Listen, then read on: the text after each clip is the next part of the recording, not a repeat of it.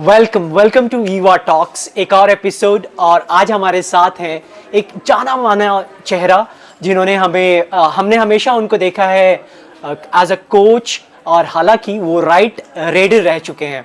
तो हमारे साथ हैं Narendra Reddy sir. Welcome welcome sir, welcome to Eva talks. Thank you and thanks for joining us. Haridwar कैसा लग रहा है आपको? हरिद्वार बहुत अच्छा लग रहा है। और जो यहाँ के जो इवेंट हुए हैं जो कबड्डी के, तो पहले जूनियर नेशनल हुआ, फिर नेशनल गेम हुआ, अभी युवा सीरीज हो रही है, तो बड़ा अच्छा लग रहा है कि भी मतलब पहले पता चल रहा था कि भाई युवा यहाँ हो सकती है, तो यहाँ हुआ तो सबके नज़दीक है। यहाँ के मतलब जो खिलाड़ी हैं, जो कोचिज़ हैं, देख रहे हैं, तो जो 3 इवेंट यहाँ हुए हैं बहुत बड़े लेवल के, तो बड़ा अच्छा लग रहा है कि भाई हम यहाँ आके और ये टूर्नामेंट को देख रहे हैं। तो ऐसा बोल सकते हैं कि उत्तराखंड में खेल प्रगति पर है। बिल्कुल, इसमें डाउट नहीं है कि भाई जब इतने बड़े लेवल के ऊपर जो 3 इवेंट हुए हैं तो खेल प्रगति में है और बड़ा अच्छा स्टेडियम है। और तो उत्तराखंड के लिए बोले एक सौभाग्य की बात है कि भाई जिसके अंदर नेशनल गेम हुआ और जूनियर नेशनल हुई, अभी युवा सीरीज हो रही है, तो बढ़ावा मिलेगा खेल का उत्तराखंड के लिए। और सर क्योंकि हम लोग हरिद्वार में हैं और हरिद्वार एक ऐसी जगह है जहाँ ऐसे भी आना जाना होता है, ऐसे कभी हम टूरिस्ट आते हैं या फिर गंगा में डुबकी लगाने के लिए आते हैं। आपकी कोई खास याद जो हरिद्वार से जुड़ी हुई हो? देखिए, हरिद्वार में पहले हमारे यहाँ से हम पहले से इसलिए जुड़े हैं कि हमारा जो आर्मी का कैंप था वो 2004 से 2007 तक रुड़की के अंदर था, तो उस टाइम से हम आते जाते रहते। एक मतलब धर्मस्थल है जो हर की पैड़िया, जो देश विदेश से भी यहाँ आते हैं, और जो केदारनाथ वगैरह शिव जी के हैं, और हमारा जो मतलब एक मान्यता है हर इंसान के मन में, अगर भाई हम हर की पैड़ी में जाकर स्नान करके आएँ, तो बड़ा एक नाम हरिद्वार का। और वो दूसरा नाम अभी गेम के हिसाब से हो रहा है कि भाई जिस तरह पहले कोई भी इवेंट होता है तो उसमें ये कहता है भाई ये इवेंट कहाँ हो रहा है, हरिद्वार के अंदर हो रहा है। अभी जूनियर नेशनल आई तो हर कबड्डी से जुड़े हुए जनरली हर इंसान को पता है भाई हरिद्वार किस नाम से प्रसिद्ध है, लेकिन खेल के हिसाब से ये पता चला कि भाई जूनियर नेशनल हो रही कहाँ हो रही है, हरिद्वार के अंदर हो रही है। फिर पता चला कि भाई जिस तरह अभी नेशनल गेम हरिद्वार के अंदर है, अभी फिर ये भाई युवा सीरीज हो रही है, कहाँ होगी, पता चला कि हरिद्वार में हो सकती। फिर कंफर्म होगा कि भाई सीनियर नेशनल चली हुई थी, वहाँ ये बातें चली हुई थी, अगर भाई युवा सीरीज यहाँ भी हो सकती है, हरिद्वार के अंदर भी हो सकती है। तो वहाँ एक सभी को ये था कि भाई ये वहाँ हो जाएगा, और अच्छा स्टेडियम है, न्यू स्टेडियम है, और यहाँ के मतलब एक अच्छा लगा कि भाई 3 इवेंट यहाँ हो रहे हैं और हरिद्वार के अंदर। तो उत्तराखंड के लिए बड़े अच्छी बात है कि भाई उत्तराखंड ने अभी भी सिल्वर मेडल लगाया था जूनियर के अंदर, तो वहाँ युवा खिलाड़ियों के लिए एक अच्छी चीज़ है कि भाई वहाँ यहाँ के देखेंगे और उनको ये प्लेटफॉर्म मिल रहा है। तो अच्छी बात है कि उत्तराखंड ना ही सिर्फ टूरिस्ट डेस्टिनेशन बल्कि अब खेल के लिए भी एक डेस्टिनेशन बन रहा है, स्पोर्ट्स के लिए भी एक डेस्टिनेशन बन रहा है।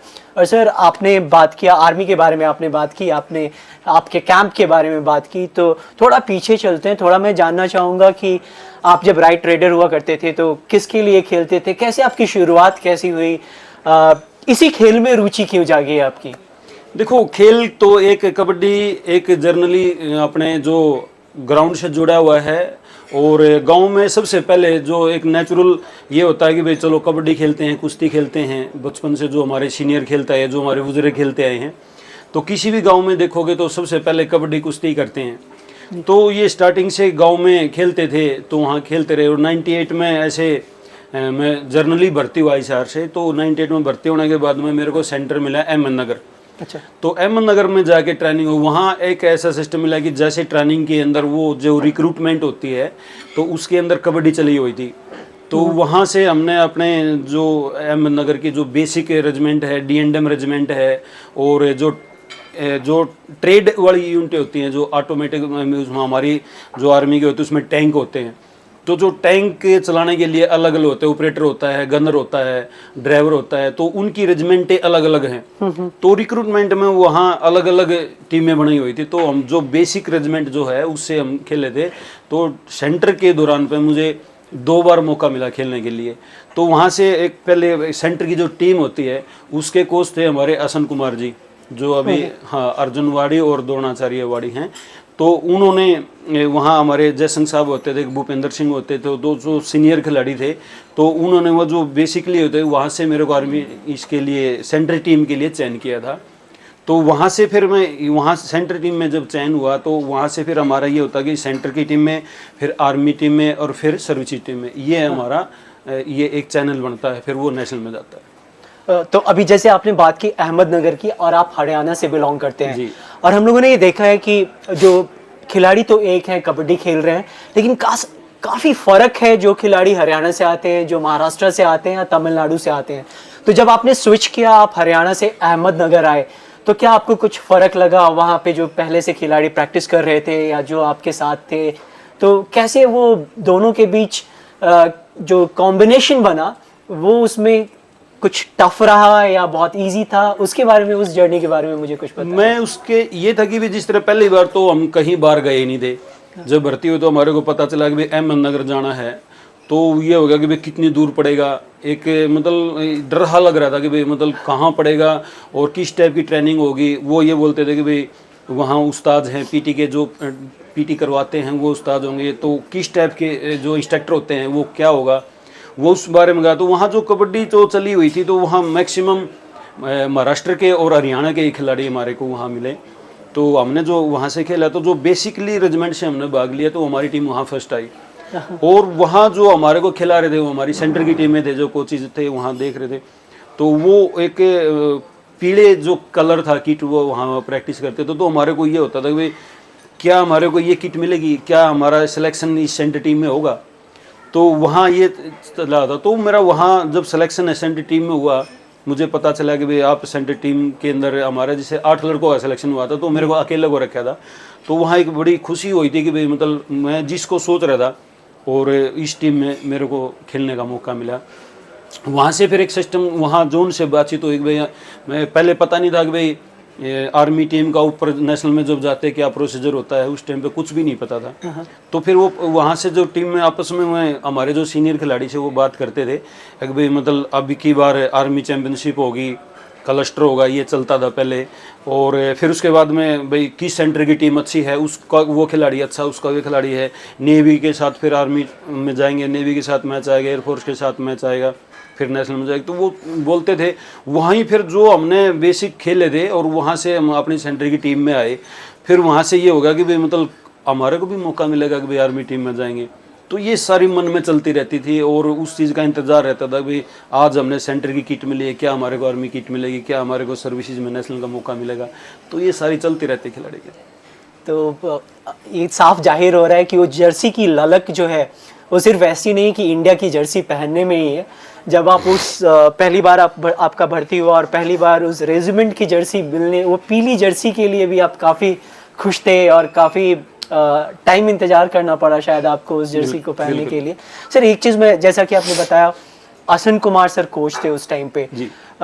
तो उस टाइम की क्या स्ट्रैटेजीज, उस टाइम कैसे ट्रेनिंग्स हुआ करते थे? अभी के ट्रेनिंग और उस टाइम के ट्रेनिंग में बहुत का फ़र्क है। जो चीज़ें उस टाइम आप लोग किया करते थे, चाहे वो एक्सरसाइज की बात करें, कई बार मैंने सुना है आज के डेट में कि अभी जो जिम प्लेयर्स जाते हैं, जो फिजिकल एक्टिविटीज़ करते थे, उस टाइम क्या होता था उस टाइम की? और स्पेशली स्ट्रैटेजी की अगर बातें करूं तो कोचेस कैसे आपको ट्रेन करते थे? देखो उस टाइम पे ये था कि जिस तरह कोच साहब करवाते थे, जो प्रैक्टिस करवाते थे, तो मिट्टी पे प्रैक्टिस होती थी। तो वहाँ की जो मिट्टी थी वो लाल मिट्टी होती थी, तो पाँवों के जो अंगूठे की वो छिल जाते थे, जो स्लाइड वगैरह लगती थी, तो यहाँ से गुलेटियस से जो मतलब ऐसे निशान होते थे, बड़ा पेन होता था। और जो वहाँ ऊपर से मतलब उसके तेल पानी लगा के, वो ऐसा लगता था कि भाई मतलब आज खेल पाएंगे नहीं खेल पाएंगे, लेकिन कोच के डर से रेडी रहना पड़ता था। तो कोच साहब थोड़े स्ट्रिक्टली थे अनुशासन में भी और गेम के हिसाब से भी। तो वही है कि उस टाइम पे जिम वगैरह इतनी नहीं होती थी जी। स्पीड वर्क होता था, इंड्योरेंस ज़्यादा होती थी, ग्राउंड की प्रैक्टिस होती थी। तो वो जो बाहर की जो होती थी इंड्योरेंस और स्पीड पे ज़्यादा होता था, और ग्राउंड के अंदर जो था वही स्किल है बार बार था। तो मतलब उस टाइम पे जो कोच साहब की ट्रेनिंग थी, ऐसा सिस्टम था कि मतलब बॉडी पेन भी कर रही है, और मतलब डर लगता था कि भाई मतलब ये हिम्मत नहीं होती थी कि भाई हम ये बोल दे कि भाई सर आज में रेस्ट चाहिए। रेस्ट शरीर बॉडी काम नहीं करा, फिर भी मतलब ग्राउंड के अंदर आना ही पड़ता था। और वहाँ बार बार एक स्किल को ऊपर कोच साहब करवाते थे। जिस तरह में रेडर के ऊपर था, मतलब बार बार बोनस कर, कवर कर, टक्कर मार के निकल, चैन को तोड़, ये सारी चीज़ें टेक्निकल कोच साहब करवाते थे। तो अगर मैं ये बोलूँ कि उस टाइम पे तो वीडियो एनालिसिस नहीं हुआ करता था, लेकिन कोच का वो पुश बार बार कर वो हुआ करता था। जी, वो वही था कि मतलब जिस तरह अभी क्या है कि भाई कैमरे में अपना आप देखो, फ़ोन से देखो, या आपका उसको सेव करके आपको बड़े पर्दे भी दिखा सकते हैं एक खिलाड़ी को, तो उसको अपना मूवमेंट देखने का ये रहता था कि भाई आप ये देखो यहाँ स्टेप कर रहा है, आगे जा रहा है, जो मतलब सिखाना चाहता है कोच। उस टाइम पे यही थी, वही स्किलें बार बार करके वो चलता था। और मैट का और मिट्टी का अंतर है, वहाँ स्ट्रगल पावर चलती थी। अब भी जो मैट पे है इसका गेम अलग प्रकार से आएगा भाई। उस टाइम पे वेट कैटेगरी नहीं होता था भाई, ओपन वेट होता था और मतलब मिट्टी का मैट होता था, तो वो अलग मिट्टी की स्पीड में रहता था। ये बड़ा इंटरेस्टिंग है सर। वेट कैटेगरी नहीं होने पे ऐसा बैलेंस कैसे बनता था टीम का? क्योंकि जब अगर वेट कैटेगरी नहीं, क्योंकि वो एक चेक पॉइंट है जहाँ पे एक खास वेट के अंदर में ही प्लेयर्स रहेंगे। बिल्कुल। और जब वेट कैटेगरी नहीं होता था तो आप कैसे टीम्स को बैलेंस कैसे करते थे? देखो उसके अंदर यही था कि भाई कोचिज अभी वो क्या होता है कि भाई जो खिलाड़ी डाइट खाता है और वो थोड़ा हेल्थी दिखाई देता, तो कोच वो बोलता है भाई आपकी बॉडी के अनुसार आपका वेट ज़्यादा दिखाई दे रहा है, तो वो फिटनेस में इंक्लूड होता है। और इतनी फिटनेस होती थी कि भाई मतलब बॉडी वेट बढ़ता ही नहीं था। और वो सिर्फ ये था कि भाई मतलब चेकिंग नहीं थी भाई कितना है कितना नहीं है। तो वैसे फिटनेस के कारण पे यदि ऐसा लगा कि भाई बॉडी के अंदर फैट है तो कोच टुकाई करता था कि भाई आपकी ऐसा लगता कि जो आपकी बॉडी है, जो स्ट्रक्चर है बॉडी का, तो वो थोड़ा ज़्यादा दिखाई दे रहा है, तो आप वेट कम कीजिए। अच्छा। और सर मैं आपसे ये जानना चाहूँगा कि सर्विसेज में पहली बार कब आपने खेला, और आपका जो ट्रांजिशन रहा प्लेयर से कोच का वो कब हुआ? देखिए वहाँ से फिर हम जिस तरह हमारे पहले क्लस्टर होते थे, फिर आर्मी चैंपियनशिप होती थी, तो पहले हमने क्लस्टर खेला, फिर आर्मी चैंपियनशिप, या जो हमारी इंटर सर्विसेज होती है जो नेवी एयरफोर्स के साथ होता है। तो मैंने वहाँ से 2001 में कोचिन में जो हमारा नेवी एयरफोर्स के साथ कंपटीशन हुआ था, कोचिन का जो इंटर सर्विसेज जो हमारे बोलते हैं, वो फर्स्ट इंटर सर्विसेज थी मेरी जो कोचिन में थी। तो हर साल ये मतलब एक चैन सिस्टम था कि भाई पहले क्लस्टर खेलो, फिर आर्मी चैंपियनशिप खेलो, और जो आर्मी के जो सभी सेंटर हैं वहाँ से फिर आर्मी टीम बनती थी रेड और ग्रीन। फिर वो जो रेड और ग्रीन नेवी एयरफोर्स के साथ में कंपटीशन होता था, और वहाँ से फिर सर्विसेज टीम का जो कैंप लगता था 20 या 22 खिलाड़ियों के लिए, फिर उसमें से 12 का जो चयन होता था, फिर नेशनल में सर्विसेज टीम पार्टिसिपेशन करती थी। तो जो फर्स्ट इंटर सर्विसेज थी वो मेरी कोची की थी, और आर्मी रेड से। कौन से साल में? ये 2001 में। 2001 में। और जो नेशनल में इंटर सर्विसेज हुआ वो फर्स्ट नेशनल था मेरा दरभंगा के अंदर 2003 के अंदर जनवरी में। और एज अ कोच आपने कब सर्विसेज के लिए ज्वाइन किया, या फिर कोचिंग? क्योंकि मैं आपसे पहली बार जब मिला था, मैं मैंगलोर में मिला था, आर्मी ट्रॉफी हो रही थी मैंगलोर में, तब मैं मिला था आपसे। और तब आप रेड आर्मी, अगर मैं गलत नहीं हूँ तो रेड आर्मी को आप लीड कर रहे थे, आप कोच थे रेड आर्मी के। तो प्लेयर टू कोच के बारे में, उस जर्नी के बारे में? हाँ जी बिल्कुल। देखिए जो एक हमारा जो आर्मी के अंदर जब मैं कोचिज आया था तो 2013 के अंदर आया था, तो 2008 में ही हमारा जो वेट आ गया था, तो वेट कैटेगरी मेरा वेट बॉडी वेट ज़्यादा था, तो वहाँ से 2009 में मैं चला गया था। तो मैं अपनी सेंटर की टीम में as a coach as a player उनके साथ में मैंने प्रैक्टिस किया। तो 2011 के अंदर जो ये क्लस्टर जो आर्मी चैंपियनशिप में जो बता रहा हूँ, ये फिर कमांडो में इंक्लूड होगी 6 कमांडो के अनुसार।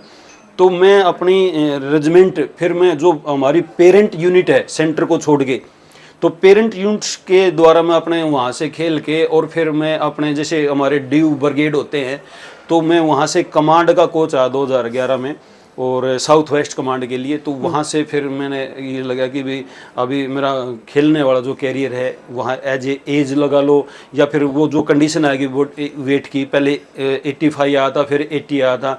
85 में भी हम 1 साल खेले, लेकिन वो फिर नेक्स्ट ईयर 80 आ गया, तो वो एडजस्ट नहीं हो पाया बॉडी के अंदर। तो फिर वहाँ ये होगी कि भाई आर्मी टीम के कोच लग जाएं, वो कैसा रहेगा। तो मैं जिस तरह कमांड के जो हम कोच आए 2011 के अंदर, वहाँ से मैंने ट्राई करके देखा कि भाई हमारे भास्कर साहब होते हैं जो अभी यूमुबा के कोच थे जो पहले, ई भास्कर साहब, तो वहाँ से बोला कि भाई चलो ठीक है अगली बार देखते हैं, अब की बार हमारे पास में अवेलेबल है। तो 2 साल में एक बार होती थी, 1 साल ट्रायल होती थी, तो 1 साल चैंपियनशिप होती थी। तो 2013 में मैं जब आया तो फिर वहाँ से मैं फर्स्ट टाइम पे आर्मी में जो कोचिज आया था, रेड और जो ग्रीन आती है जो हमारा, वो नूड बोलते हैं उसको, वो दिल्ली में था। तो 2013 में मैंने वहाँ से पार्टिसिपेशन किया as a coach. Okay, thanks a lot sir. और यहाँ पे मुझे ये देखने को मिल रहा है कि सर की जर्नी से, इनफैक्ट जो यंग प्लेयर्स जो हमें देख रहे हैं अभी, काफ़ी इंस्पायरिंग है और पूरा रोड मैप बताया सर ने कि कैसे शुरुआत की एज अ प्लेयर और as a coach red army के लिए, फिर सर्विसेज के भी कोच रह चुके हैं सर। सर मैं यहाँ हमारे प्लेयर्स जो यंग प्लेयर्स हैं उनके लिए एक मैं सवाल आपसे पूछना चाहूँगा कि उनको आप ये बताएं कि जो एज कैटेगरी है, कौन सी एज कैटेगरी में आर्मी के लिए, एयरफोर्स के लिए, नेवी के लिए जो सिलेक्शंस होते हैं जो प्लेयर्स के कैसे होते हैं, ट्रायल्स के थ्रू होता है या फिर नेशनल में जो टीम्स हिस्सा लेती हैं वहाँ पे जो मेडल विनर्स होते हैं उनका सिर्फ सिलेक्शन होता है सर्विसेज में?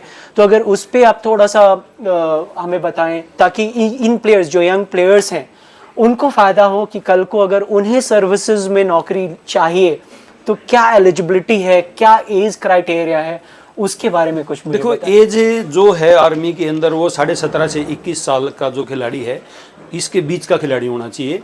और जो खेल की जो कैटेगरी है वो आती है जिस तरह अभी नेशनल के अंदर पार्टिसिपेशन है, जूनियर है या सीनियर है या इंटरनेशनल है जो बच्चा। और इसके साथ में अभी जैसे खेलो इंडिया का पहले नहीं था, अभी खेलो इंडिया का दे दिया, तो ये चीज़ें ऑल इंडिया यूनिवर्सिटी का मेडल है, खेलो इंडिया का मेडल है, तो ये चीज़ें उसमें आती है। और जो मेडलिस्ट होता है उसको एक सिपाही से बच्चा जो आता है एक डायरेक्ट हवलदार से आता है। जैसे हमने उस टाइम पे ये जो दीपक था, दीपक राठी जो पुणे इसमें अपने पटना में मेरे साथ ही था, तो ऐसे काफ़ी खिलाड़ी थे जो पहले डायरेक्ट हवलदार से भर्ती हुए हैं और अभी भी डायरेक्ट हवलदार से जो भर्ती होते हैं वो एक पॉलिसी होती है। पहले एक पॉलिसी होती थी कि भाई इंटर जो सर्विसेज खेलेगा उसको हवलदारी कंप्लीट है। वहाँ ये होती है कि 2 साल का जो बाउंड होता है बच्चे का, 2 साल यदि बच्चा इंटर सर्विसेज खेलता है तो उसकी हवलदारी कंटिन्यू उसी सीनियरिटी से होती है। और उसके द्वारा अभी ये सिस्टम कर दिया कि नेशनल के अंदर पार्टिसिपेशन होना ज़रूरी है। तो जो डायरेक्ट हवलदार से जो बच्चा जाता है वो एक बार नेशनल की पार्टिसिपेशन होना ज़रूरी है।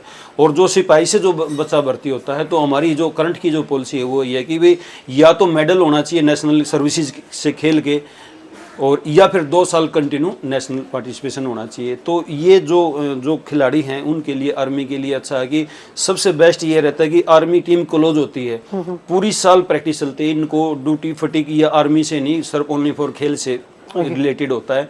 आपको सवेरे फिटनेस का वो कोच पे डिपेंड है भाई, वो जिस तरह अभी कोई कंपटीशन की तैयारी है या फिर जिस तरह ऑफ सीजन है, ऑफ सीजन में उनका जर्नल फिटनेस चलेगा या स्किल की चलेगी या उनको बीच में छुट्टी कटवानी होती है, वो पूरा साल क्लोज टीम रहती है। तो आर्मी की जो खिलाड़ी है वो फिटनेस में आपको खिलाड़ी के वो पूरी साल एक प्रैक्टिस चलती रहती है, वो ग्राफ अप डाउन चलता रहता है। अभी कंपटीशन टाइम के ऊपर उनकी छुट्टियां बंद की जाती है, ओनली फॉर फोकस रहता है फिटनेस कंडीशनिंग का, फिर उसके साथ में ग्राउंड प्रैक्टिस, और फिर उसके जो इवेंट है जैसे इंटर सर्विसेज का है या नेशनल का है उसी हिसाब से ये चलता रहता है। तो पूरी साल जो खिलाड़ी है वो प्रैक्टिस में रहता है, अप डाउन थोड़ा ग्राफ चलता रहता है। तो शायद यही वजह है, क्योंकि मैंने जो भी सर्विसेज के प्लेयर्स देखे हैं चाहे वो नेशनल्स में देखे हो, उन्हें हमेशा फिट देखा है। बिल्कुल, तो शायद ये वजह है उनके फिटनेस का कि वो हमेशा खेल में रहते हैं, प्रैक्टिस में रेगुलर रहते हैं। सर एक और क्वेश्चन इससे रिलेटेड मैं लेना चाहूँगा, जो सिलेक्शन होता है तो क्या इसके लिए ट्रायल्स होते हैं? क्या सिलेक्शन, जैसे एक मेडल तो हो गया, लेकिन प्रोसेस क्या है? ट्रायल्स में उन्हें हिस्सा लेना होता है या सिलेक्शन कैसे होता है? देखो सिलेक्शन तो अभी मान के लो जो कोचेज है जो देख रहा है आर्मी टीम के लिए है, वो आर्मी टीम सिविल में जाती है, टूर्नामेंट लोकल टूर्नामेंट भी खेलती है और अपने ए ग्रेड के टूर्नामेंट भी खेलती है। तो वो ऑलरेडी उन खिलाड़ियों को भी पता होता है और जो कोचेज होते हैं उनको पता होता है, वो उसको खेलते हुए देखता है भाई कौन सा खिलाड़ी कितना अच्छा है, और वो वहाँ से उसको चयन करके आता है। जो अच्छा खिलाड़ी देखता है उसको ऑफर देता है कि भाई आप हमारी जो डेट आती है उसके लिए भाई इस डेट में हमारी ट्रायल है। तो वो ऑलरेडी कोच के मन में पहले होता है, वो ऑलरेडी देखा होता है वो लड़का। ऐसा नहीं होता, कई बार ऐसा होता है कि भाई जो ट्रायल होती है ट्रायल के अंदर अच्छा खिलाड़ी अच्छा नहीं कर पाता, तो वहाँ उसको जो अधिकारी वहाँ बोर्ड के अंदर होता है तो उसमें बताना पड़ता है सर ये अच्छा खिलाड़ी है, यहाँ ट्रायल में नहीं दे पाता। लेकिन प्रोसीजर यही है कि भी ट्रायल रखी जाती है, 1 दिन रखो, 2 दिन रखो, 3 दिन रखो। तो उसमें से जो ट्रायल रखी जाती है, कई बार 500 लड़के 700 लड़के ऐसे ओपनली ट्रायल में आते हैं, तो वहाँ से जो उन आपस में जो उनकी ट्रायल होती है उसमें से चयन किया जाता है। उनके साथ में आर्मी टीम के साथ, रेड के साथ, ग्रीन के साथ आपस में मैच कराए जाते हैं, और उसमें से जो लड़का ये लगता है उस पर ये भी नीड जरूरी होती है कि भाई आर्मी टीम के अंदर रेडर की ज़रूरत है या डिफेंसर की ज़रूरत है। डिफेंसर में जैसे कॉर्नर की है या कवर की है, तो उसी हिसाब से चयन किया जाता है कि भाई मतलब जो 2 दिन की या 3 दिन की जो ट्रायल होगी और जिस चीज़ की हमारे रेड ग्रीन के अंदर नीड है वही लड़का वहाँ सिलेक्टेड किया जाता है। Okay, thanks a lot sir. ये एक बहुत बड़ा सब्जेक्ट था जिस पे जिससे बहुत फ़ायदा होगा हमारे प्लेयर्स, जो यंग प्लेयर्स अभी खेल रहे हैं और जो आगे सर्विसेज में अपना करियर बनाना चाहते हैं। सर से मैं बात कर रहा था उनके सर्विसेज के जर्नी के बारे में, और सर ने NIS भी किया हुआ है जी। शायद बैंगलोर से किया हुआ है। तो बैंगलोर से। सर मुझे वो जर्नी आपकी NIS की, और फिर आपने कब रिटायर किया, और आपके साथ कौन कौन से बहुत सारे हम प्लेयर्स देखते हैं अभी जो प्रो कबड्डी लीग में भी खेला हुआ है उन्होंने, या बहुत सारे प्लेयर्स जो इन्होंने इंडिया के लिए खेला हुआ है, तो आपके साथ कौन कौन थे और आपने कब NIS किया और कब आपकी रिटायरमेंट हुई सर्विसेज से, कौन से रैंक से हुई, इसके बारे में मैं जानना चाहूँगा। तो जैसे कि एंट्री मैंने आपको पहले बताई थी कि 2013 के अंदर मैंने आर्मी टीम में ज्वाइन किया था, तो वहाँ उसके बाद में पूरा जर्नी हमारी 2013 से रिटायरमेंट में 22 में हुआ था। तो जो हेड कोच का मुझे आर्मी रेड का जो मौका मिला था वो 2018 में मिला था। तो 2018 में मैं पहले सूबेदार था, तो 2018 में मैं सूबेदार मेजर बना। तो सूबेदार मेजर बनने के बाद में मुझे फिर आर्मी रेड का हेड कोच का मौका मिला था। तो 4 साल मैं आर्मी रेड का कोच रहा। उसके दौरान में तो 2 साल में सर्विसेज का भी कोच रहा। तो 2022 में मैं सूबेदार मेजर से रिटायरमेंट हुआ था। और जो NIS का जो आपने बोला, NIS में मैंने 2 इसमें आता है कि ईयर के अंदर, तो 2015 में एंट्री हुई और फिनिशिंग 2016 में हुई थी। तो ये 1 साल का टाइम पीरियड होता है। बेंगलोर से मैंने किया था। वो जो हमारे कोचेज थे, सोमन सर थे, श्रीधर सर थे, उन्होंने हमारे को NIS किया और वहाँ से मैंने 1 साल का टाइम पीरियड किया। वहाँ बहुत कुछ सीखने को मिला, अनुशासन का और साइंस के बारे में, स्किल के बारे में। तो वहाँ ये था कि भाई मतलब थोड़ा कि एक कोचिंग का जो पैटर्न था, जैसे मैं 2013 से और 2015 में गया, तो जो हमारे सीनियर कोचेज थे वो भी NIS क्वालिफाई थे, भास्कर साहब थे जैसे, तो और जगदीश कोच साहब थे वो, तो वहाँ से भी थोड़ी थोड़ी वो बताते थे NIS में क्या होता है। तो वहाँ जाके मैंने जो देखा कि भी जो एक पैटर्न होता है, किस तरीके से साइंस काम आती है और किस तरीके से स्किल सिखाई जाती है, फिटनेस का क्या रोल है, जो ट्रेनिंग जो बताते थे, तो वहाँ 1 साल के दौरान में हमने बहुत कुछ सीखने को मिला। जो हमारे कोचेज थे, सोमन सर थे, श्रीधर से, उन्होंने हमारे को बेसिकली, सोमन सर डिफेंस के बारे में सिखाते थे और श्रीधर सर ऑफेंस के बारे में सिखाते थे। तो वहाँ मैचेस भी लगाते थे और क्लासें चलती थी कि भाई मतलब आप किस तरीके से ब्रीफ करते हो एज ए टीम को, एज ए इंडिविजुअल खिलाड़ी की जो स्किल होती थी, डिफेंस को आप कैसे सिखा पाओगे, ऑफेंस को आप कैसे सिखा पाओगे, और जो स्किल होती थी उसको बेसिकली किस तरीके से बिगिनर जो बच्चा है, बिल्कुल चिल्ड्रन है, उसको फर्स्ट टाइम आपके पास आया है वो भी सिखाते थे। और जो एक मीडियम जो बच्चा है उसको कैसे सिखाना, ऑलरेडी जैसे हमारे पास आर्मी में जो खिलाड़ी हैं वो आप कैसे सिखाते हो। तो वो एक ऐसा सिस्टम था कि भी मतलब आपको जिस तरह अभी जो आर्मी की टीम है इसको आपको वो चीज़ बताते थे कि भाई मतलब आप आर्मी टीम के कोच हो तो आपके पास कितनी नॉलेज वाले बच्चे हैं, उसको आपने कैसे करना। ऐसा नहीं है कि भाई मतलब बिगिनर की बातें उनसे करे, तो वो भी नहीं है। तो कोचिंग लाइन NIS वो सिखाती है कि भाई आपके जो सामने जो खिलाड़ी है वो बिल्कुल नया खिलाड़ी है या सीनियर खिलाड़ी है, बीच का है, तो वहाँ बहुत कुछ सिखा और वहाँ से हमने अल्फ़ा ग्रेडिंग मेरे को मिला था। तो वहाँ का मैं ये बेंगलोर को, NIS को, कोचेज़ को मैं थैंक यू बोलना चाहूँगा, जो कि वो हमारे को इतनी चीज़ 1 साल में सिखाई और वो जो हमारे जीवन में कबड्डी फील्ड में जो हमारे को काम आ रही है और आगे काम आएगी। और ये चीज़ जैसे आपने पूछा कि भाई मतलब आप के साथ कौन कौन खिलाड़ी थे, तो जैसे मोनू गोयत था उस टाइम पे हमारे साथ में, जयदीप था, नीरज था, महेंद्र था, जो करंटली उस टाइम पे जो ये बड़े बड़े खिलाड़ी थे हमारे साथ में, सूरज देसाई था, विनोद कुमार था, जो अभी इस फील्ड के अंदर भी जैसे नीरज और महेंद्र काम कर रहे हैं जी। अभी जैसे अभी फिलहाल के जो जैसे अर्जुन देसवाल है, मंजीत है, अर्जुन देसवाल करंट में हमारे साथ था, वहाँ खेल के आया और अभी वो गोल्ड मेडलिस्ट है, एशियाड गोल्ड मेडलिस्ट है। तो वहाँ से उसने ये अच्छा लगा कि यहाँ की मैं जॉब कर लूँ, तो यूपी पुलिस में यहाँ DSP के रैंक से वो आ गया। तो अर्जुन रेड रो में थे, जैसे मोनगो था, मंजीत दैया है जो अभी करंट में PKL में है, और अर्जुन आपके सामने कितना अच्छा कर है, वो भी हमारे साथ में थे। और करंटली जैसे अभी जो खिलाड़ी हैं जैसे राहुल है, ये भी मेरे साथ में 2 साल रहा था। और दीपक है, दीपक को तो मैंने ही डायरेक्ट हवलदार से ही भर्ती करवाया था आर्मी के अंदर। जो अभी मेरे साथ में देवांग था, देवांग भी 2 साल मेरे साथ था, और कैंप में, सर्विसेज कैंप में भी मेरे साथ था ये 2 साल।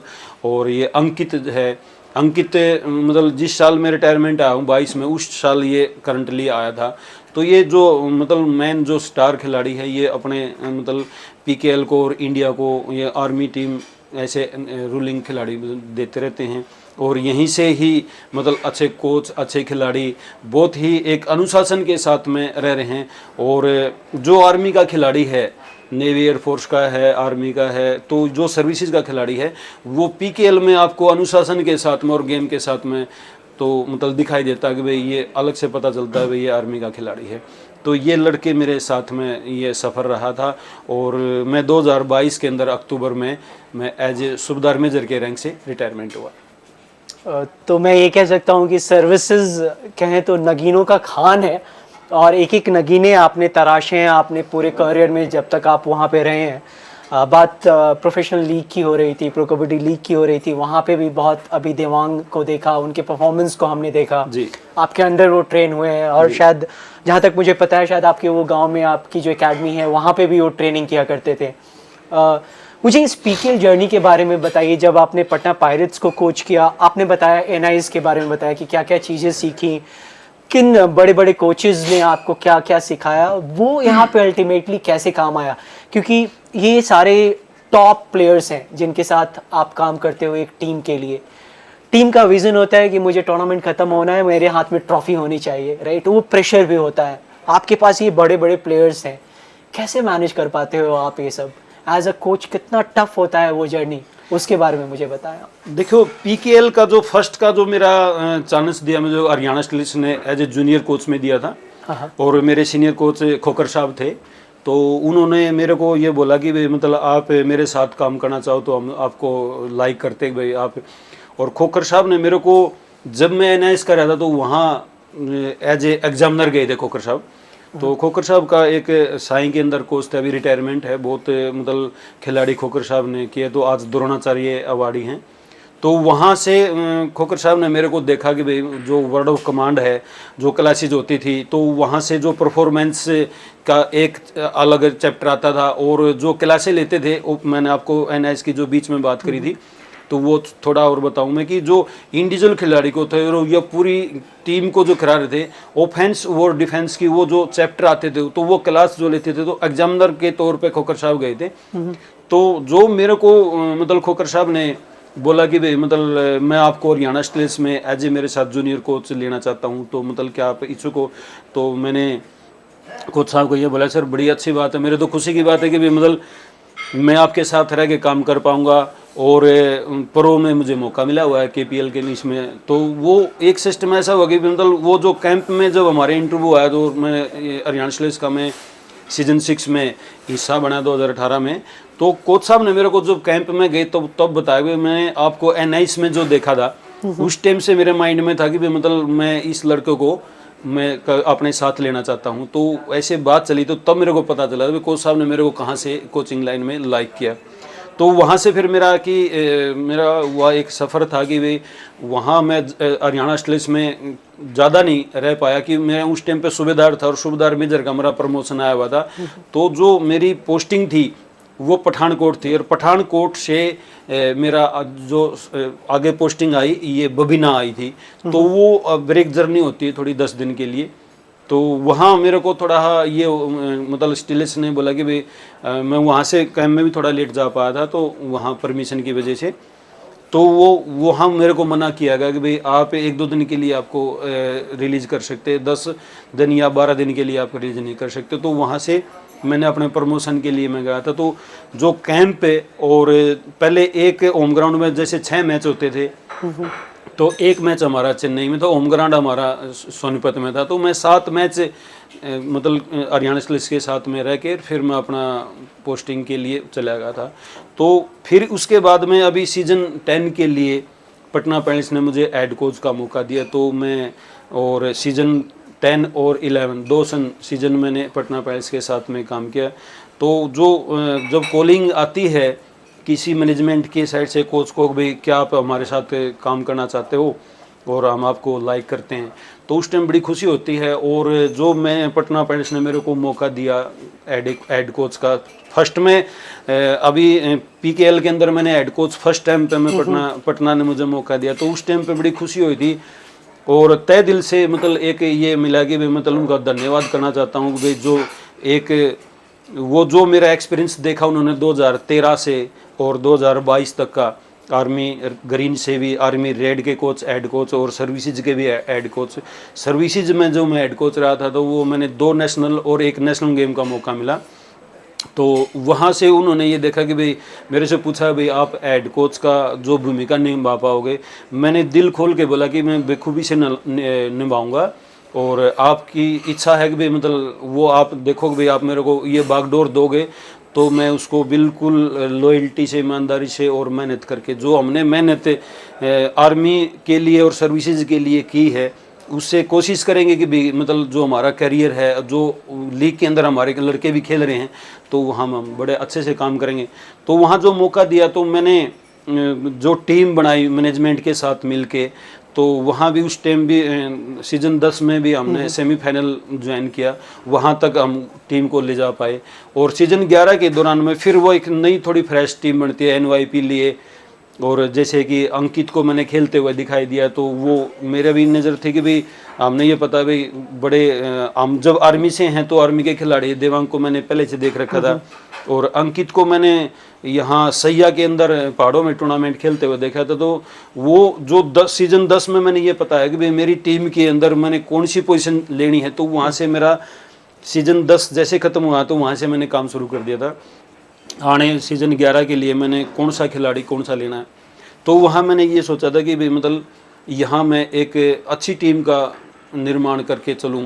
तो वो जो कमियाँ थी वो मैंने पूरी करी। तो अंकित को मैंने, उसकी एज नहीं थी, अंकित को हमने डी ग्रुप में डाल के वहाँ से लिया था। और देवांग का मैंने पहले मन बना रखा था कि जो 2 साल मेरे साथ आर्मी टीम में भी सर्विस टीम में रहता था कि भाई देवांग के बोल रहा था कि भाई मैं ऑक्शन मांगूंगा, ऑक्शन में आएगा तो भाई हम तेरे ऊपर जाएंगे। और ऑक्शन का ऐसा सिस्टम होता है कि भाई खिलाड़ी मिल पाए या ना मिल पाए, 12 टीम के चॉइस में, पता नहीं हम उस खिलाड़ी को सोच रहे कि भाई हमारे को मिलेगा, तो उसके दूसरी टीम भी इसको ऊपर जाना चाह रही है।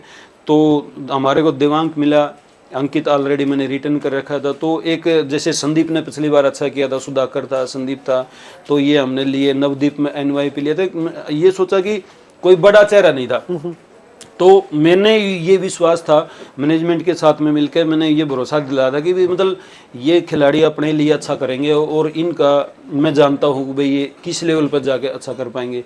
तो उन्होंने, मैनेजमेंट ने मेरे को इस टीम के लिए बोला कि भाई जो आपने अच्छा लगे वो खिलाड़ी लो। तो हमने ये टीम बनाई और जो सोची थी कि भाई हमने बनाई, क्यों बड़ा चेहरा कोई था नहीं। कैंप के दौरान में जो हमने प्रैक्टिस की तो वहाँ से एक टीम ऐसी निकल के है जो हम सोच रहे थे कि भाई वहाँ बहुत अच्छी प्रैक्टिस की, डिफेंस ने भी ऑफेंस ने भी।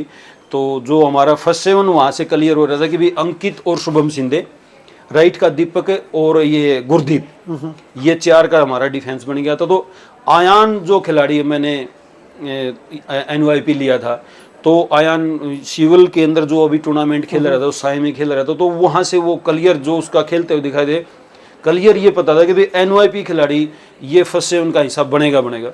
और वो उसने कैम्प में करके दिखाया। तो लेफ्ट से आयान और देवांग जो लेफ्ट राइट का बनाएंगे, बीच में संदीप भी आ सकता है, सुधाकर भी आ सकता है, मित्तू जैसे खिलाड़ी था एक्सपीरियंस खिलाड़ी, तो उसका भी नंबर पीछे चला गया। तो जो हमने मतलब इनको ऊपर बहुत ज़्यादा मेहनत करी, अच्छा रगड़ा दिया, तो जो सिचुएशन मैच लगाए उन सिचुएशनों से लड़का तो निकल गया। वहाँ से अलग से दिखाई देगा था कि भाई लेफ्ट राइट की देवांग की और आयान की अच्छी जोड़ी बनेगी और डिफेंस बड़ा अच्छा कर रहा था। तो मैंने इन लड़कों को एक अच्छा मतलब ये कहा कि जो मेरे अंदर एक्सपीरियंस है, जो मेरी नॉलेज है, मेरे को ऐसा लग रहा है कि भाई मतलब तुम बहुत इस लीग के अंदर बहुत अच्छा करोगे। तो मैंने उन पे लड़कों पे इतना विश्वास था और वो विश्वास उन्होंने करके दिखाया। तो जो भी मैच मतलब हमें लूज हुए हैं 2 पॉइंट से, 1 पॉइंट से, 3 पॉइंट से, तो मैच लग के लूज हुए हैं। और वो जो फाइनल में गए थे वहाँ कहीं ना कहीं हमारा जो संदीप था वो 4-5-3 में बहुत अच्छा करता था, तो उसको एल्बो के अंदर इंजरी आई थी, उसकी वीकनेस मेरे को दिखाई दी। और एक यंग टीम ने इतना अच्छा करके पीकेएल के अंदर वो फाइनल खेली। तो जो 2 साल का मेरा ये पटना के साथ था, फर्स्ट टाइम पे सेमीफाइनल और सेकंड टाइम पे फाइनल तक, मतलब मैं अपने यंग खिलाड़ियों को तैयार करके और उन खिलाड़ियों ने मेरा साथ दिया और हमारे साथ मिलके और हम फाइनल तक ले गए। ये 2 साल का जो टाइम पीरियड है जो आपने पूछा, ये पीकेएल का ये रहा। बहुत काबिल तारीफ रहा है ये पिछला 2 साल जो आपका रहा है, और हमने देखा भी है कि कैसे आपने यंग प्लेयर्स को नर्चर किया। और अभी जैसा कि आपसे सुना भी कि जो स्ट्रैटेजी है वो काफ़ी पहले से बननी शुरू हो जाती है कि कौन से खिलाड़ी को लेना है, कौन से पोजीशंस के लिए लेना है, वो टीम का जो कॉम्पोजिशन है वो कितना इम्पॉर्टेंट है। तो thanks a lot for sharing this sir. और अभी जैसा कि सर ने बताया इनकी जर्नी जो पटना पायरेट्स के साथ रही है, तो अभी तक हमने इन्हें ग्रीन जर्सी में देखा था, जर्सी बदल गई है, पिंक हो गई है, जयपुर पिंक पैंथर्स के लिए अब सर अपॉइंट किए गए हैं। तो sir semifinal, final, runner up, तो क्या ट्रॉफी के साथ हम आपको देखेंगे इस साल? देखो अभी जैसे आपने बोला कि जर्सी चेंज हो गई है, तो जयपुर पिंक पैंथर ने हेड कोच का जो मेरे को जवाबदारी दी है, और मैं चाहूँगा कि भाई जो जवाबदारी मेरे को दी है मैं उसको अच्छे से निभाने की कोशिश करूँगा, और चाहेंगे कि भाई यहाँ भी एक अच्छी टीम बने। और उसी हिसाब से जो से हमने NYPs लिए हैं जो आपके सामने अभी खेल रहे हैं, तो यहाँ जो नेशनल से हमने सागर है जो इसको जो अभी खेल रहा है, साहिल है जो रेडर है राइट का, और दीपांशु है, आर्यन है और साहिल है, ये सभी चारों को लिए है। और आगे जो देख रहे हैं भाई इसके साथ में काम कर रहे हैं, और जो कुछ पिछले खिलाड़ी हैं, तो हम चाहेंगे कि भाई मतलब एक अच्छी टीम बने और उसको सेम अच्छी टीम बना के उसको अच्छे से प्रैक्टिस करा के, मैं ट्रॉफी तो नहीं कह सकता कि मतलब मैं बोलूँ भाई ट्रॉफी, वो टीम जो बनेगी उस पे निर्भर करेगी वो कैसी टीम बनती है, और फिर वो उस पे इंजरी पे भी रहता है, कैंप कैसा जाता है उसको पर डिपेंड रहता है कि सारा की सारा। लेकिन कोशिश ये रहेगी कि भाई मतलब अच्छी टीम बने और अच्छी ट्रेनिंग करा के अच्छा रिजल्ट मिले जयपुर पिंक पैंथर के लिए। बिल्कुल, हम तो यही प्रे करेंगे कि हाँ सर, आपने सेमीफाइनल, फाइनल, रनर अप और अब सर के हाथों में ट्रॉफी हो। और सर बात यंग प्लेयर्स की हो रही थी, बात युवा खिलाड़ियों की हो रही थी, तो मैं एज अ प्लेटफॉर्म युवा कबड्डी सीरीज़ के बारे में आपसे जानना चाहूँगा कि आप एज अ प्लेटफॉर्म युवा कबड्डी सीरीज़ को कैसे देखते हैं? अभी तक जितने प्लेयर्स ने इस प्रोफेशनल लीग में खेला है, या फिर यहाँ पे जो जिस इन्वायरमेंट में प्लेयर खेलते हैं, तो ये कैसे उनको ऊपर उठाता है, उसके बारे में कुछ आप बोलना चाहेंगे? देखो जो युवा का जो कबड्डी का जो सीरीज चली हुई है एक अच्छा प्लेटफार्म है, इससे खिलाड़ी को लिए सबसे बेस्ट है कि वो अपना टैलेंट यहाँ दिखा पाता है। और इससे मैं थोड़ा बाहर जाता हूँ कि भाई हम जैसे एज ए कोच और एज ए अपनी टीम के अनुसार जो हमारे युवा खिलाड़ियों को दे रहे, तो एक खिलाड़ी के लिए सबसे बेस्ट ये रहेगा कि मतलब जो लोकल टूर्नामेंट खेलते हैं, एक दिन का टूर्नामेंट होता है, कहीं मिट्टी पे होता है, कहीं मैट पे होता है, और वहाँ मतलब पूरा टाइम नहीं मिल पाता खिलाड़ी को, वो मिलेगा 10 कम टाइम मिलेगा, 10-2-10 का टाइम मिलेगा या 15-5-15 का टाइमिंग मिलेगा। तो उसके दौरान पे यहाँ इतना अच्छा प्लेटफार्म है कि वे मतलब अच्छे से आप टाइम आउट ले सकते हो, पूरा खिलाड़ी है। और यहाँ जो खिलाड़ी को लिए जो हमारे लिए ये बेनिफिट मिलता है कि भाई जो हमने सामने से जो खिलाड़ी जूनियर नेशनल से लिया है, सीनियर से लिया है या कि टूर्नामेंट शो से लिया है, एक कोऑर्डिनेशन मिलेगा टीम को, कॉर्नर कवर डिफेंस रेडरों के लिए। तो मैं ये मानता हूँ कि भाई इसको हमें मिनी प्रो भी बोल सकते हैं, तो कि इतना अच्छा प्लेटफार्म है खिलाड़ी को अपना टैलेंट दिखाने के लिए। कोच के लिए ये अच्छा है कि भाई मतलब भाई जो खिलाड़ी उसको लिए हैं वो कहीं कैंप लगाएगा, ऑक्शन से पहले, ऑक्शन के बाद में जो टीम बनती है वहाँ कैंप लगाएगा। तो हमारे लिए ये बेनिफिट है कि भाई मतलब जो खिलाड़ी हमने NYP लिए हैं या जिसकी एज ज़्यादा है उसको हमने ऑक्शन में डाल के लेना है, वहाँ एक टीम बनेगी, वहाँ एक कोच के मन में रहते हुए जो हमने खिलाड़ी लिए हैं वो कैसा खेल पाएंगे वहाँ कैंप में पता चलेगा। तो इससे हमारे लिए अच्छी चीज़ ये है कि वे जो हमने खिलाड़ी ले रखे हैं जो पिछले साल के हैं, नई टीम में जैसे मैं अपनी बताऊँ, मैं नई टीम ज्वाइन की है, तो जो पिछले साल के खिलाड़ी हैं जो मैंने अभी खिलाड़ी लिए हैं तो वो मेरे सामने खेल रहे हैं, जो मिस्टेक कर रहे हैं या जो अच्छा कर रहे हैं और जो उनका कोऑर्डिनेशन आता है, तो बड़े अच्छी एक खुशी की बात है हमारे लिए भी और खिलाड़ियों के लिए भी।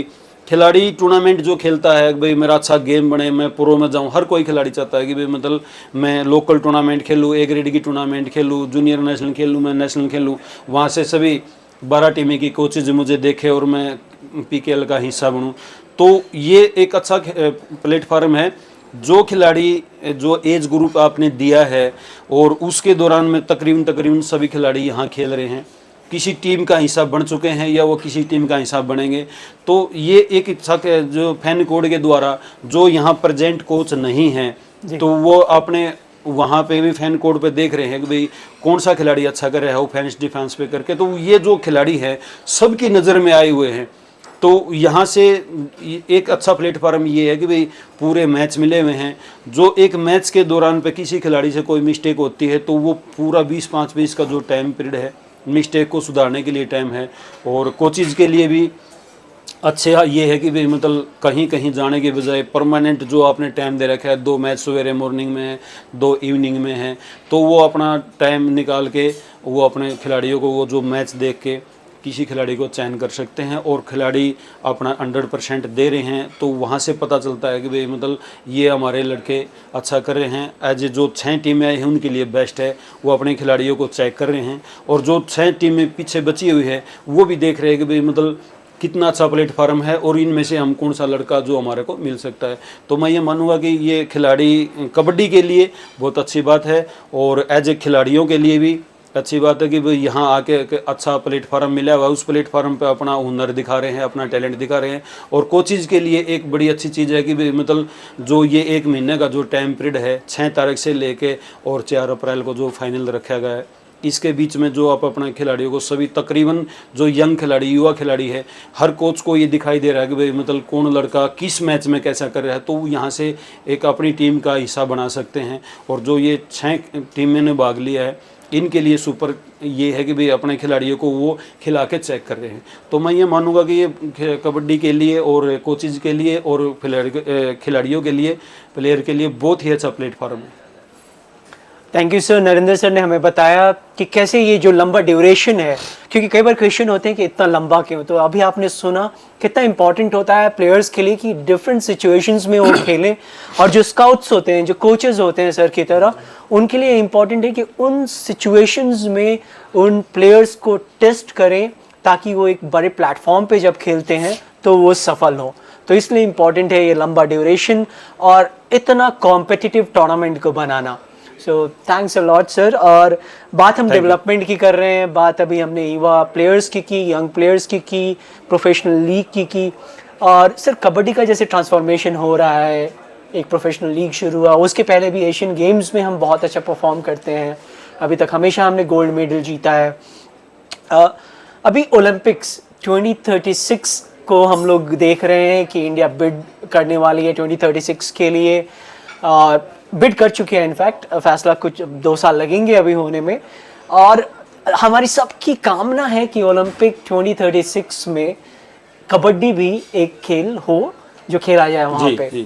तो उस सपने को साकार करने के लिए एज अ कोच आप क्या सोचते हैं, क्या करना पड़ेगा? देखो ओलंपिक के अभी ये देखो कि भी एशियन गेम सबसे वर्ल्ड कप और एशियन गेम कबड्डी का सबसे बड़ा इवेंट है। और ये हर कोई खिलाड़ी या प्लेयर चाहता है कि भाई या कोच चाहता है और कबड्डी का बढ़ावा है।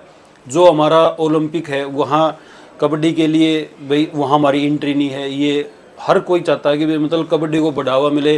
और ओलंपिक में खेलता हुआ खिलाड़ी भी सोचता है और कोचेज भी चाहते हैं कि भाई मतलब हमारा जो गेम हमने चूज किया है ये हमारा ओलंपिक में क्यों नहीं है। और ये हर प्रकार से मतलब कभी भी कोचेज है या खिलाड़ी हैं वो चाहते हैं कि सब हर कोई कबड्डी खिलाड़ी कोचेज ये चाहता है और कि ताकि भाई हमारी जो कबड्डी है वो ओलंपिक में दिखाई दे। तो इससे यही है कि भी मतलब जो कंट्री नहीं खेलती हैं वो वहाँ खेले। और कई कंट्रियों में ऐसा है कि भाई इसका रुझान नहीं है, तो जो यहाँ जो लीग है लीग से देखते हैं कि भाई हम यहाँ ये जैसे ईरान के खिलाड़ी कितना अच्छा कर रहे हैं, कोरिया के कर रहे हैं, तो इससे ये है कि लीग से वो देखते हैं तो इंटरेस्ट बढ़े। तो हम तो as a coach as a kabaddi के अंदर जो हमने गेम चूज किया है तो हम यही चाहेंगे कि भी मतलब हमारी फेडरेशन और चाहे कि भी मतलब हमारा इस गेम को पूरा का पूरा हमारा जोर लगा के अपनी ओलंपिक में इसको गेम को एंट्री करवाए, और कबड्डी के लिए बहुत अच्छा रहेगा, और हर कोच के लिए और हर खिलाड़ी के लिए हम यही दुआ करते हैं कि भाई मतलब हमारी जो कबड्डी है वो ओलंपिक में एंट्री करे और ये हमारे खिलाड़ी वहाँ खेलते हुए दिखाई दे। बिल्कुल, और शायद ये सपना साकार भी होगा 2036 में। और जो प्लेयर्स अभी जो 10-12 साल के जो प्लेयर्स हैं जो अभी ग्राउंड्स में खेल रहे हैं, उनके लिए 2036 बहुत ही सुनहरा अवसर होगा, क्योंकि उनका एग्जैक्ट वो एज होगा शायद जब वो उस इंडिया की जर्सी पहन के खेलेंगे। और सर हम क्योंकि बात युवाओं की कर रहे हैं, एक आखिरी बार इन यंग प्लेयर्स को, इन युवा प्लेयर्स को, क्योंकि आप एक आर्मी बैकग्राउंड से आते हैं, सर्विसेज बैकग्राउंड से आते हैं, अनुशासन डिसिप्लिन में रहना कितना इम्पोर्टेंट है ये आपसे बेहतर कोई नहीं जानता। तो एक आखिरी में क्या बोलना चाहेंगे, क्या संदेश देना चाहेंगे हमारे इन यंग प्लेयर्स को आप?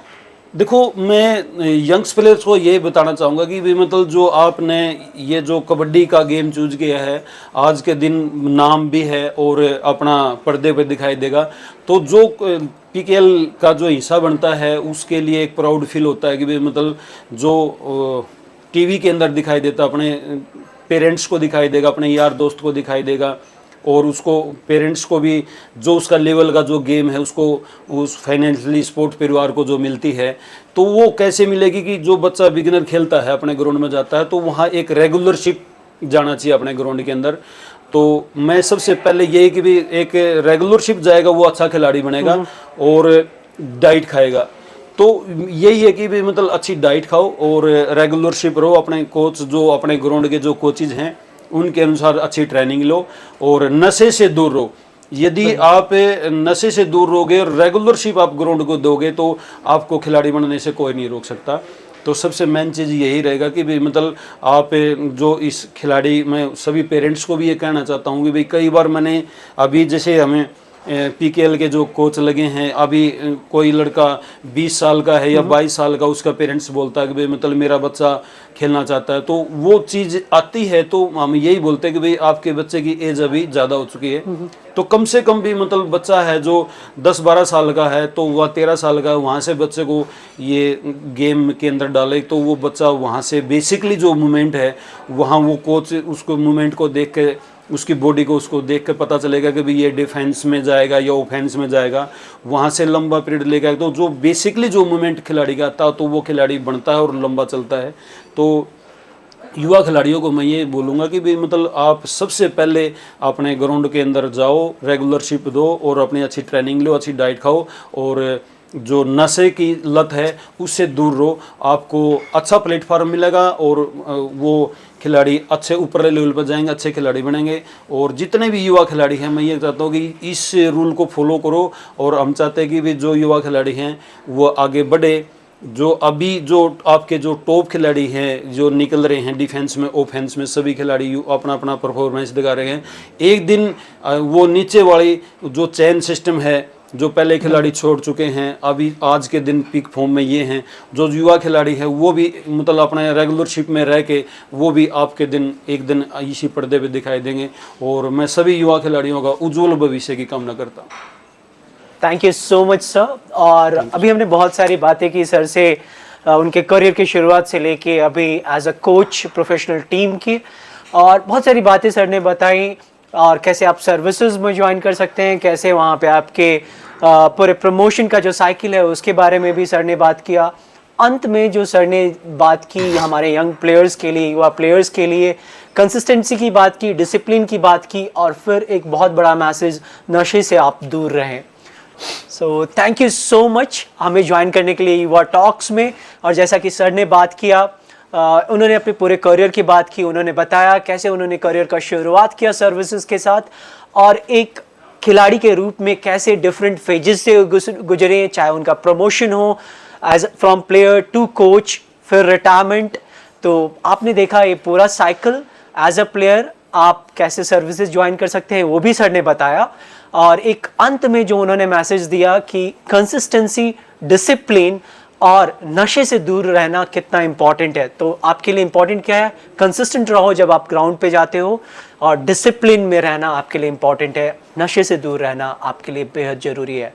So thank you so much sir. और हम Thank you, फिर आगे आपसे मिलेंगे युवा टॉक के दूसरे एपिसोड में एक और जानी मानी हस्ती के साथ। So thank you so much.